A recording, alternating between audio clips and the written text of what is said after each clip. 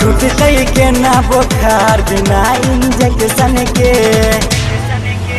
छूटते के ना बुखार बिना इंजेक्शन के। लभलाई किसके कुमार कोनो इन्फेक्शन के, छूटते के ना बुखार बिना इंजेक्शन के, छूटते के ना बुखार बिना इंजेक्शन के।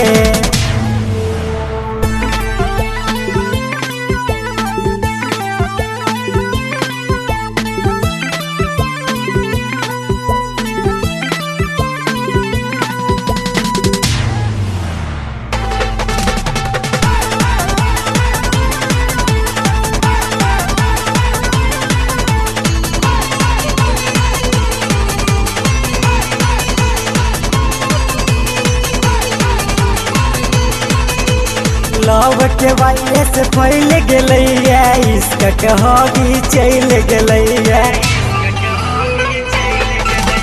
छौरा छौरी सब चिचियाई छै, बोतल सबके भर गलैया। करबै कोनो जोगार बिना कनेक्शन के, छूटतै के ना बुखार बिना इंजेक्शन के, छूटते के ना बुखार बिना इंजेक्शन के।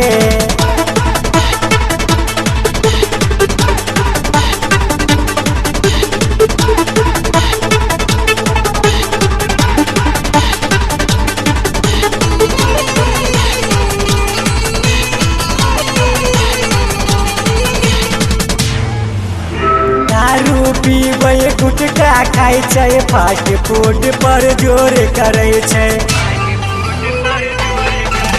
सैट के चलै छौरा छौरी, बुढ़वा सबके बोर करै छै। एकरा लगतै एगो पाइप कोनो सेक्शन के, छूटतै के ना बुखार बिना इंजेक्शन के,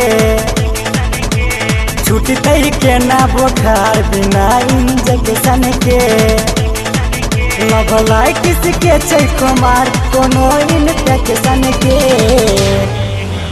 छूटतै के ना बुखार बिना इंजेक्शन के, छूटतै के ना बुखार बिना इंजेक्शन के।